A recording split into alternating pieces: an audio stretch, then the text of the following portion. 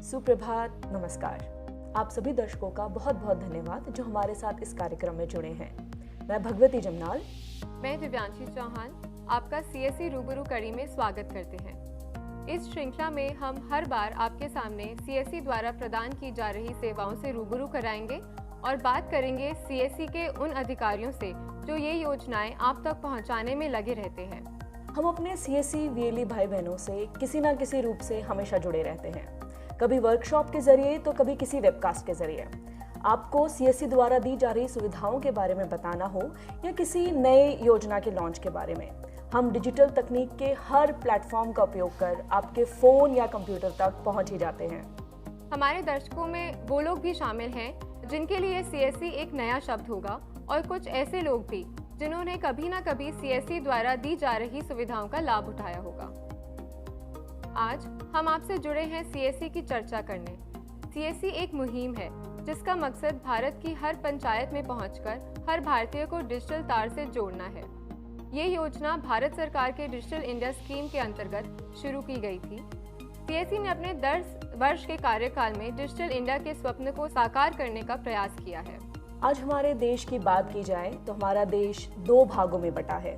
एक वो इंडिया जहां सारी सरकारी और गैर सरकारी सुविधाएं मोबाइल और इंटरनेट के जरिए सभी को उपलब्ध हैं, और एक वो भारत जहां आज भी आम जनता बैंक की लाइनों में लगी है, बिजली के बिल भरने अभी भी शहर जाते हैं और अभी भी वो लोग सरकार से कोसों दूर है। सीएससी इसी डिजिटल डिवाइड को कम करने का प्रयास कर रहा है। सीएससी के बारे में विस्तार से बात करने और आपको ये बताने कि सीएससी कंप्यूटर केंद्र से बढ़कर भी बहुत कुछ है, आज हमारे साथ सीएससी के सीईओ डॉक्टर दिनेश त्यागी जी मौजूद हैं। त्यागी सर, आपका बहुत बहुत धन्यवाद हमसे बात करने के लिए और अपना कीमती समय हमारे साथ साझा करने के लिए। Thank you very much. Tyagi ji के बारे में जितना बताया जाए कम है। इनके ही मार्गदर्शन पर चलकर आज सीएससी देश के हर पंचायत में पहुंच गई है। त्यागी सर, सीएससी के साथ आप तब से जुड़े हैं जब सीएससी के नाम को कोई नहीं जानता था, और आज भारत सरकार की सभी सुविधाएं सीएससी के प्लेटफॉर्म पे मौजूद हैं। आपने सीएससी के साथ बहुत लंबा सफर तय किया है, तो सबसे पहला सवाल मैं आपसे यही पूछना चाहूँगी कि सीएससी क्या है?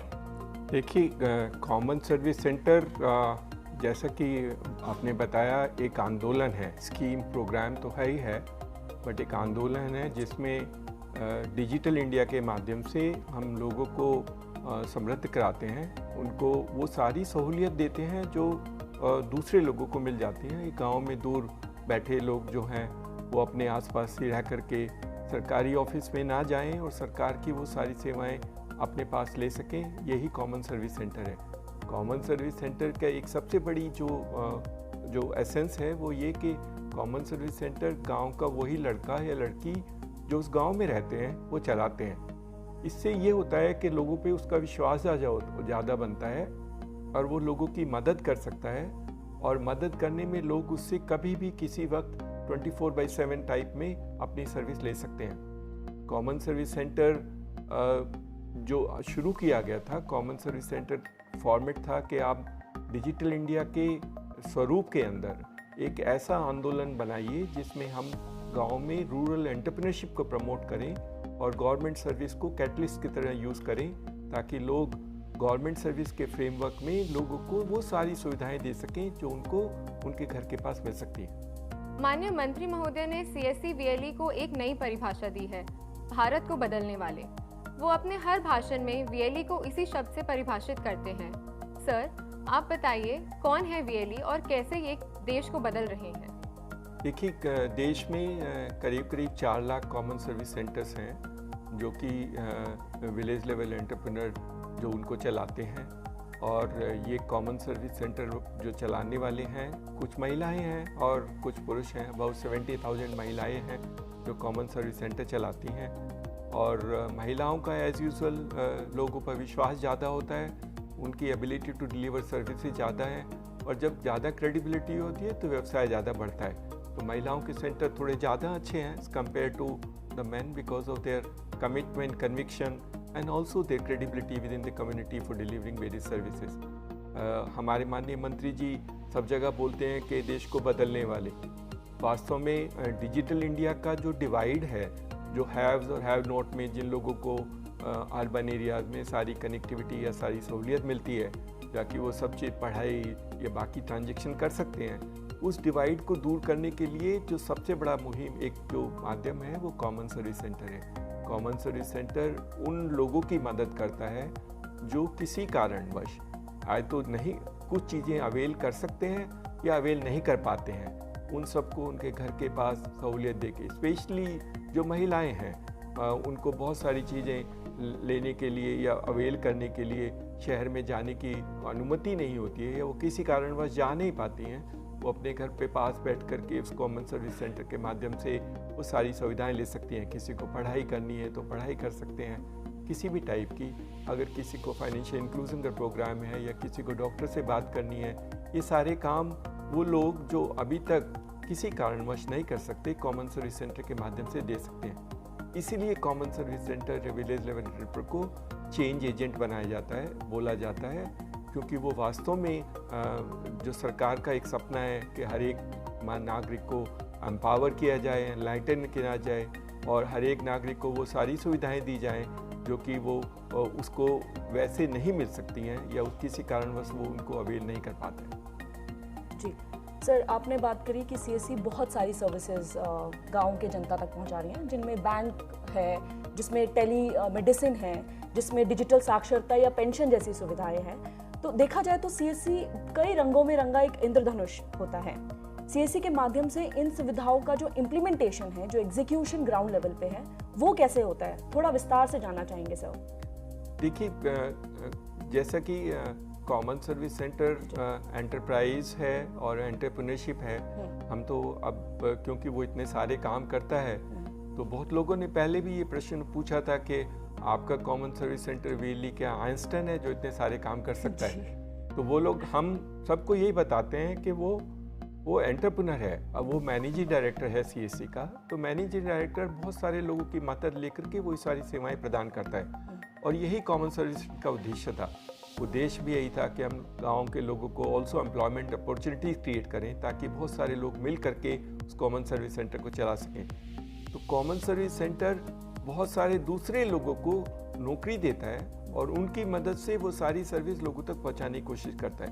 क्योंकि डिजिटल प्लेटफॉर्म है तो सारी सर्विस डिजिटली डिलीवर होती हैं।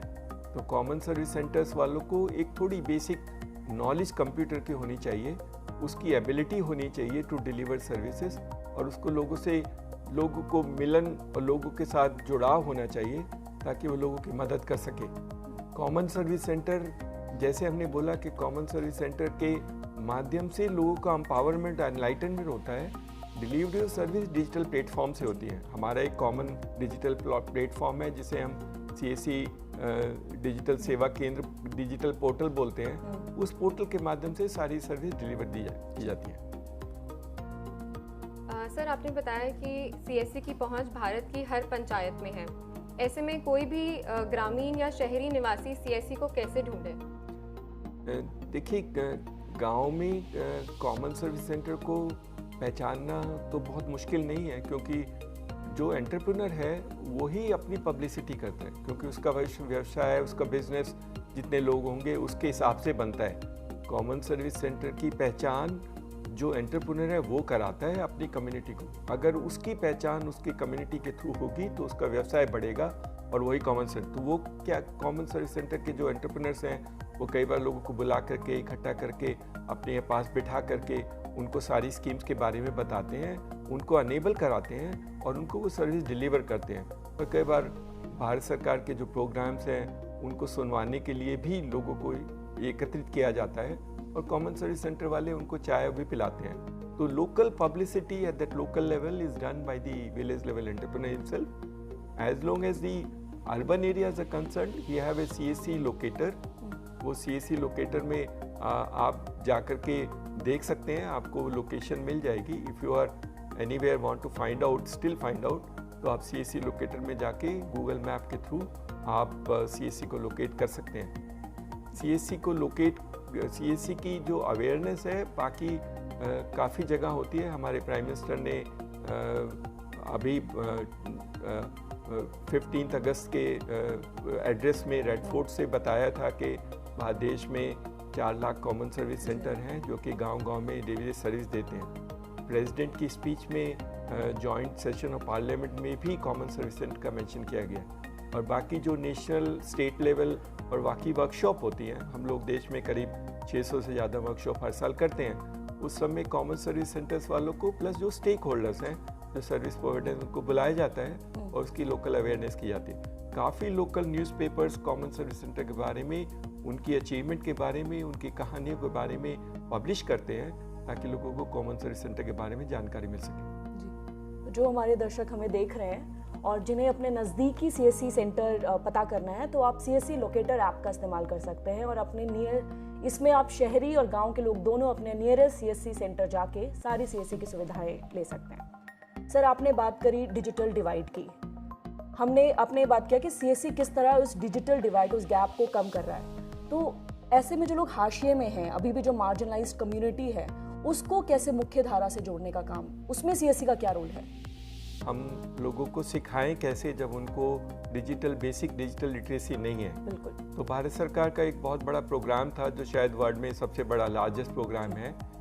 उसमें ये कहा गया कि हम हर एक परिवार में से एक को डिजिटली लिटरेट करेंगे। वो प्रोग्राम CSC के माध्यम से इम्प्लीमेंट किया जाता है और उस प्रोग्राम में उसको प्राइम मिनिस्टर ग्रामीण डिजिटल साक्षरता अभियान बोलते हैं। इससे पहले नेशनल डिजिटल लिटरेसी मिशन के आधार में भी अराउंड 52 लाख लोगों को डिजिटली लिटरेट किया गया था।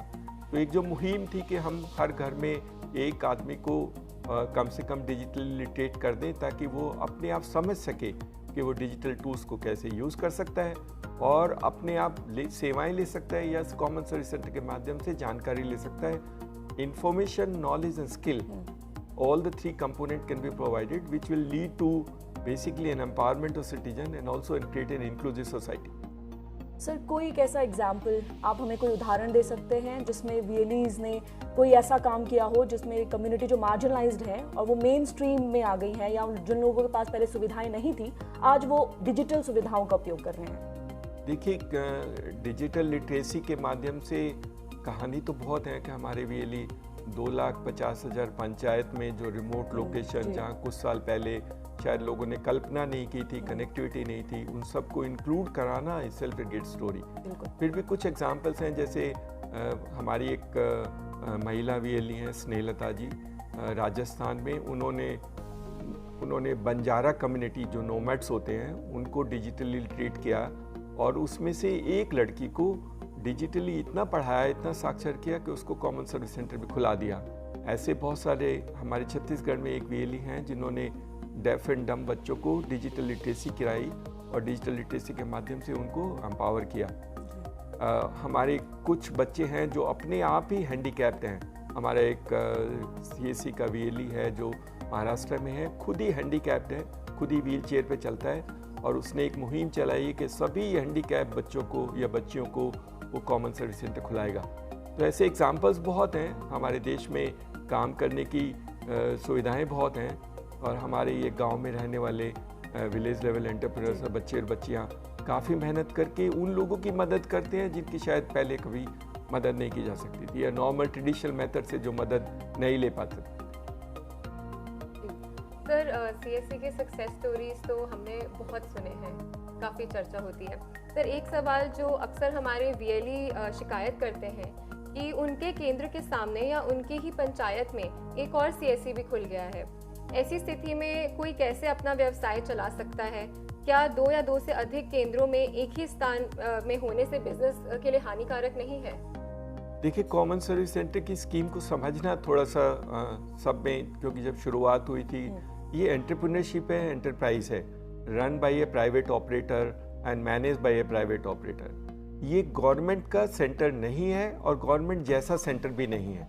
ये बहुत ज़रूरी है समझना, क्योंकि गवर्नमेंट का उद्देश्य प्राइवेट सेक्टर पटवारी बनाना नहीं था। गवर्नमेंट का उद्देश्य था कि प्राइवेट एंटरप्राइज को अनेबल करना और उन एंटरप्राइज को यूज़ करना गवर्नमेंट की सर्विस डिलीवरी करने के लिए। तो प्राइवेट एंटरप्राइजेज जब होते हैं तो उसमें कंपटीशन बहुत ज़रूरी होता है और प्राइवेट एंटरप्राइजेज लाइसेंसिंग के मेथड से काम नहीं करते हैं। These are basically enterprises driven by its own.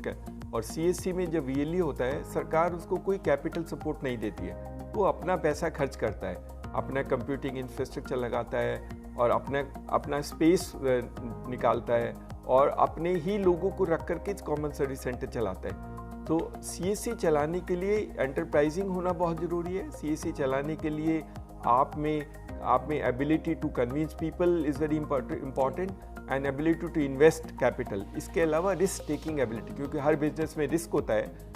अभी कॉमन सर्विस सेंटर की जो सारी सर्विस हैं, गवर्नमेंट सर्विसेज, कुछ दिनों में अगर वो मोबाइल के थ्रू आएंगी तो ये सर्विस में यानी कंपटीशन हो जाएगा। तो वो सर्विस को कम्पिटिटिव एनवायरनमेंट को डील करने के लिए आप में एबिलिटी टू टेक रिस्क होनी चाहिए। तो अगर आप में ऐसे फीचर्स हैं तो आप कॉमन सर्विस सेंटर चला सकते हैं। जहाँ तक कि सवाल है कि एक कॉमन सर्विस सेंटर के पास में दूसरा कॉमन सर्विस सेंटर कैसे आता है, जैसे हमने कहा कि अगर कोई अपना रिस्क लेकर के और बिजनेस को समझ के चलाना चाहता है तो हम उस पर रेस्ट्रिक्शन नहीं लगाते हैं, और क्योंकि रेस्ट्रिक्शन नहीं लगाते हैं तो सबको खोलने की इजाज़त की दी जाती है। हमारा उद्देश्य था कम से कम एक कॉमन सर्विस सेंटर हर पंचायत में होना चाहिए, और ज़्यादा होता है तो उसकी एबिलिटी है उन लोगों का कम्पिटिटिवनेस। इससे दूसरी बात है कि सिटीजन को भी चॉइस दिया जाता है। अगर एक कॉमन सर्विस सेंटर पे लोगों को अच्छा व्यवहार नहीं मिलता है तो वो दूसरे कॉमन सर्विस सेंटर से वही सेवाएं अपने आप ले सकता है। तो कॉमन सर्विस सेंटर सिटीजन को चॉइस देता है, क्योंकि सिटीजन के पास 4 चॉइस होती हैं हर गवर्नमेंट सर्विस को लेने के लिए। एक चॉइस होती है कि वो अपने घर में अपने कंप्यूटर से गवर्नमेंट सर्विस ले सकता है। दूसरा चॉइस होता है वो अपने किसी रिलेटिव के घर में उसके कंप्यूटर से गवर्नमेंट सर्विस ले सकते हैं। तीसरी चॉइस उसके पास होती है वो कॉमन सर्विस सेंटर जिसको हम असिस्टेड फॉर्मेट ऑफ डिलीवरी बोलते हैं, वहाँ पर जाकर सर्विस ले सकता है। और चौथा चॉइस होता है कि वो किसी सरकारी ऑफिस में जाकर भी अपनी सर्विस ले सकता है। तो ये सारी सर्विस दिलाने के लिए और इस सिस्टम को ट्रांसपेरेंट और अकाउंटेबल बनाने के लिए ये ऐसा कोई लिमिट नहीं है कि एक कॉमन सर्विस सेंटर के साथ में दूसरा कॉमन सर्विस सेंटर नहीं खोल सकता है। फिर भी हम कोशिश करते हैं कि ज़्यादा से ज़्यादा जब पंचायत कवर हो जाएं और पंचायत में सस्टेनेबल बिजनेस हो जाए तो हम उन लोगों में ज़्यादा से दूसरे कॉमन सर्विस सेंटर को ज़्यादा इनकरेज नहीं करते। एक जो दूसरा बात है कॉमन सर्विस सेंटर्स का ये भी है कि हमारे पास में बहुत सारी सर्विस हैं। आजकल कॉमन सर्विस सेंटर की सर्विस डिलीवरी फॉर्मेट बहुत बड़ा है, कन्वेंस बहुत बड़ा है, और बहुत सारे कॉमन सर्विस सेंटर अभी सिर्फ एक या दो सर्विस में फोकस करते हैं। जैसे कोई कॉमन सर्विस सेंटर सिर्फ एजुकेशन का काम करना चाहता है, कोई कॉमन सर्विस सेंटर सिर्फ बैंकिंग का काम करना चाहता है, लेकिन कॉमन सर्विस सेंटर तो सिंगल स्टॉप शॉप है for delivering almost all services. इसीलिए यह मकसद था कि अगर कोई सारी सर्विस नहीं करता है तो दूसरा कॉमन सर्विस सेंटर दूसरे काम भी कर सकता है। और अभी हमने स्किलिंग के भी प्रोडक्ट्स डाले हैं, स्किलिंग की अपॉर्चुनिटीज़ डाली हैं। तो common service centre is an enabler to actually create more opportunities for people to set up small enterprises in that community.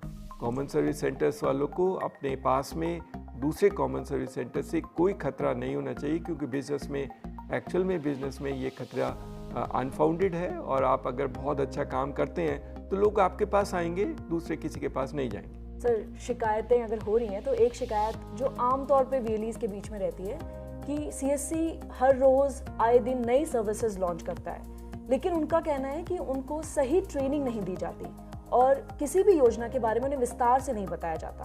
तो ऐसी शिकायतों पर आप क्या कहेंगे? देखिए, 4 लाख कॉमन सर्विस सेंटर्स हैं, और क्योंकि डिजिटल प्लेटफॉर्म है तो हमारा मकसद ये रहता है कि सबको डिजिटली ही सीखना चाहिए। Every common service centre should learn every service through a digital format.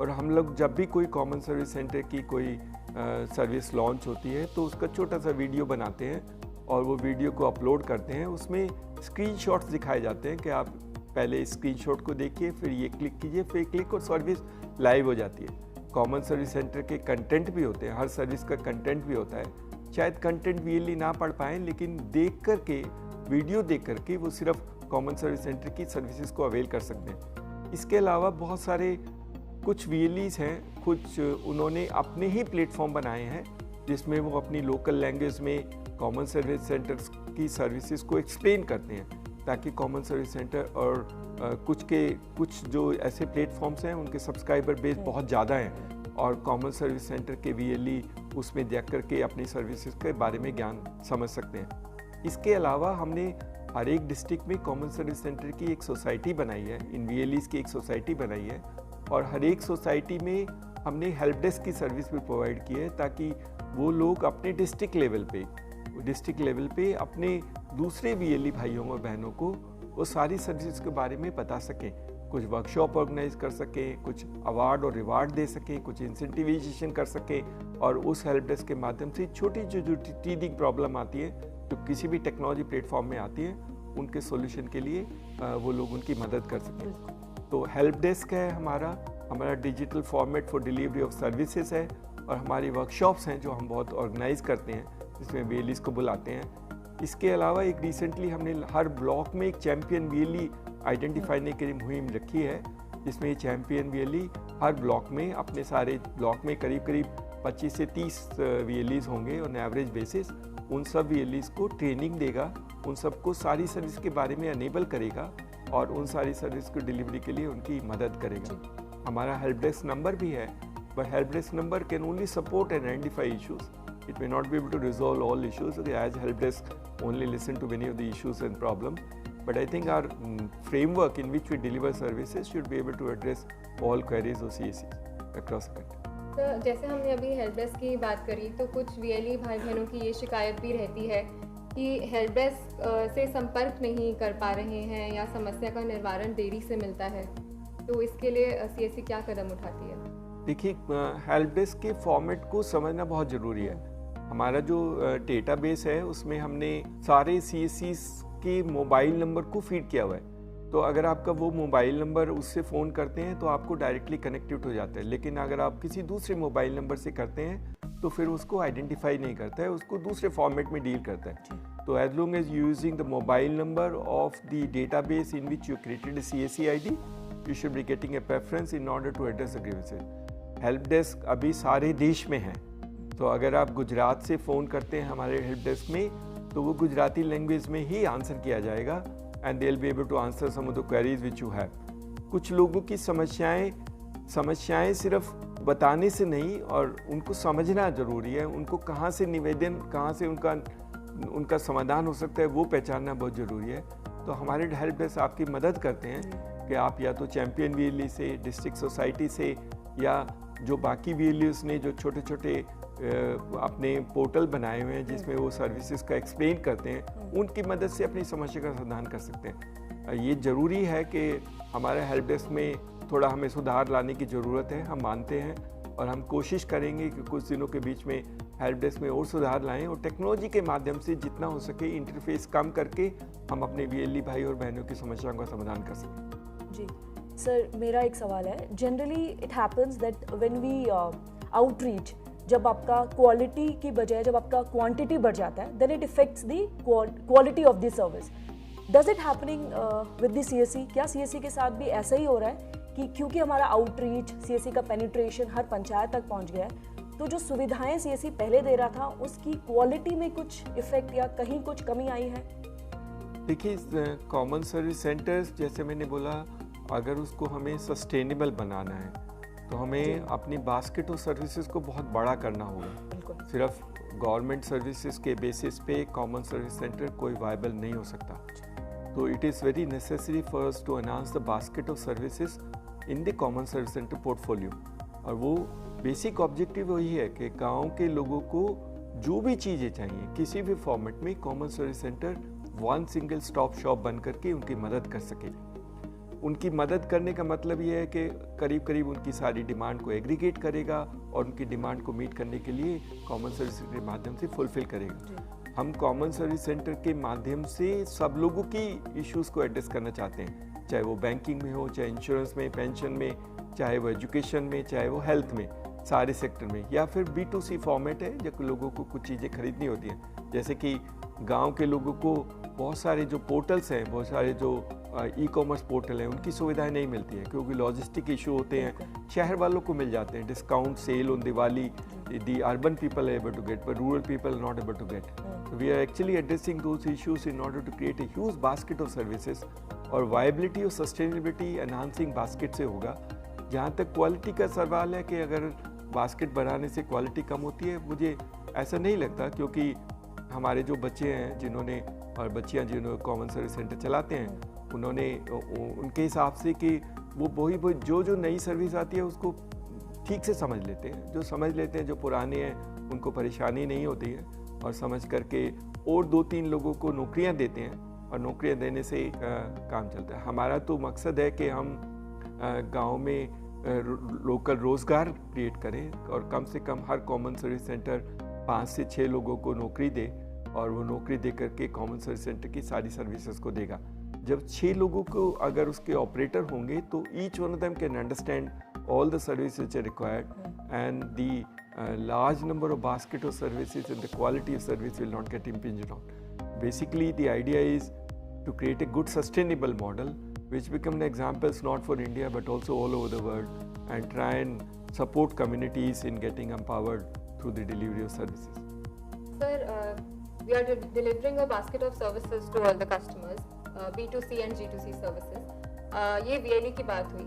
अगर हम आम नागरिकों के बारे में बात करें तो उनके लिए भी कोई ऐसी सुविधा है जो CSE से जुड़ी किसी सुविधा की शिकायत या सुझाव देना चाहते हैं?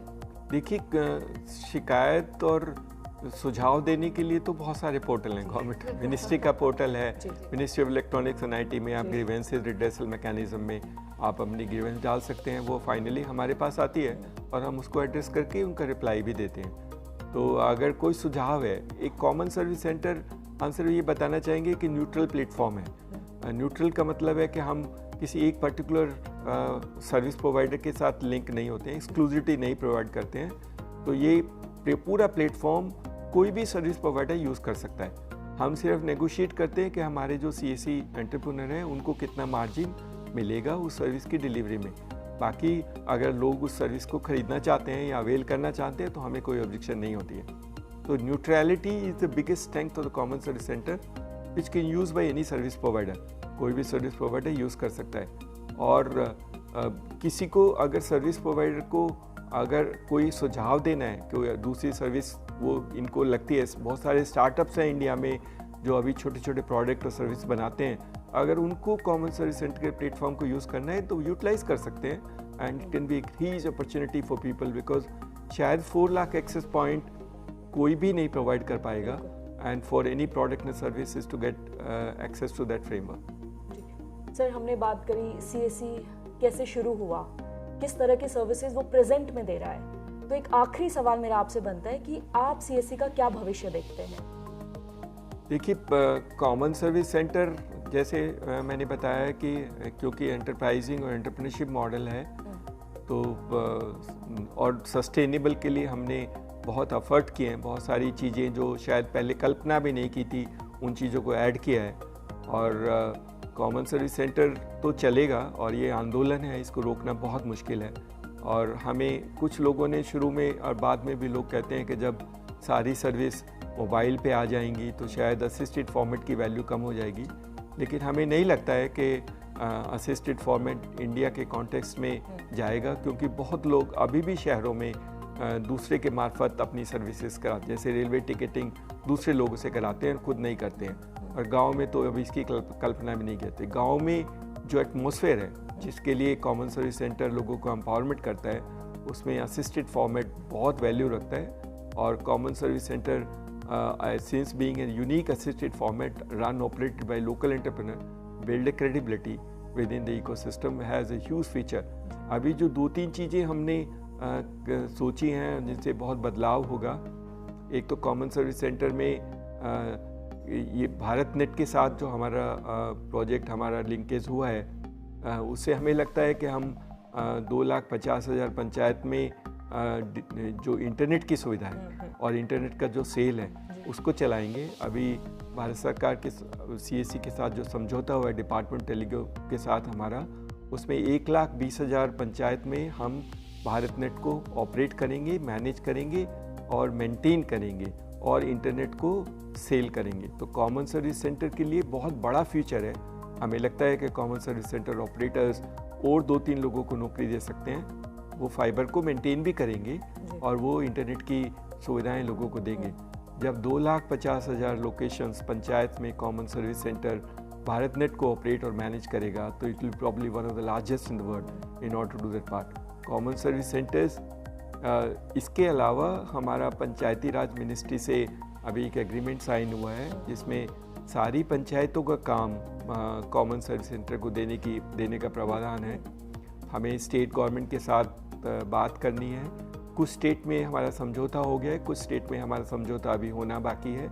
लेकिन हमें लगता है कि पंचायत का जितना भी काम है, चाहे वो मनरेगा का डेटा एंट्री हो, चाहे वो इलेक्शन के कार्ड्स हों, या बाकी जो स्कीम्स एंड प्रोग्राम्स हैं पंचायत की, वो सारी data entry works, digitisation works या सपोर्ट फॉर आइडेंटिफाइंग और mobilising candidate can be done through the common service centre. तो जब ये काम शुरू होगा तो छोटे लेवल पे हम रूरल बीपीओ बना पाएंगे, at least 4 to 5 seater in every panchayat, जिससे महिलाएं वो डेटा एंट्री और हेल्प डेस्क की तरह काम कर सकेंगी। हमने देश में कुछ रूरल बीपीओ सीएससी के माध्यम से बनाए हैं और अभी तक की हमारी जर्नी बहुत अच्छी रही है। हमें लगता है कि हमारा जो समझौता पंचायत मिनिस्ट्री के साथ हुआ है उससे रूरल बीपीओ लोकल लेवल पे बहुत सफल होंगे और हम इसी तरह दूसरे लोगों डिपार्टमेंट और मिनिस्ट्री से काम लेकर के छोटे एम्प्लॉयमेंट जनरेशन वाले रूरल बीपीओ क्रिएट कर सकेंगे। तो भारत नेट, रूरल बीपीओ और फाइनेंशियल इंक्लूजन का जो हमारा मकसद है कि हर कॉमन सर्विस सेंटर को बैंकिंग कॉरस्पॉन्डेंट बना जाए। अभी हमारे एग्रीमेंट कुछ बैंकों के साथ हुए हैं, कुछ लीडिंग प्राइवेट सेक्टर बैंक के साथ हुए हैं और बहुत aggressively very soon every common service centre will become a business correspondent. Business correspondent करने से फुटफॉल बढ़ता है और ट्रांजेक्शन्स बहुत होती हैं। अभी भी हमारे सिस्टम में सबसे ज़्यादा ट्रांजेक्शन फाइनेंशियल ट्रांजेक्शन्स हैं, तो उससे लोगों का विश्वास भी बढ़ता है। When you do financial transaction आपका क्रेडिबिलिटी और विश्वास बढ़ जाता है and do that part of them. तो ये 3 चीज़ें हैं जो हमारी बहुत अच्छी हैं और हमें लगता है कि हम अभी छोटे छोटे उद्योगों को भी प्रवाह देंगे। अभी हमारा एक एग्रीमेंट अमूल कोऑपरेटिव से हुआ है जिसमें हमने अमूल कैफ़े खोलने का प्रावधान किया है। तो हम छोटे छोटे अमूल कैफ़े खोल करके अर्बन और सेमी अर्बन एरियाज़ में भी लोगों को एम्प्लॉयमेंट जनरेशन का मुहिम चला रहे हैं, ताकि लोग अपने पास रह कर के लोग अपने काम से, सुविधा से, अपने हिसाब से काम कर सकें और कम्युनिटी का तो बेनिफिट होगा ही, लेकिन CSC will also benefit in terms of creating it's income and revenue. तो देखा जाए तो CSC का भविष्य बहुत चमकदार है। तो हमारे जो वीएलई भाई बहन और बाकी लोग जो उन्होंने आज हमें सुना हमारे साथ, तो देखा जाए तो CSC के जो रास्ता है, अभी सफ़र हमने शुरू ही किया है। तो सर बहुत बहुत धन्यवाद, आपने हमारे दर्शकों से बात करी, आपने अपना कीमती समय हम सबके साथ बांटा और हमारे वीएलई भाई बहनों को हमेशा की तरह उत्साहित किया। बहुत बहुत धन्यवाद sir. Thank you very much. Thank you. नमस्कार। नमस्कार।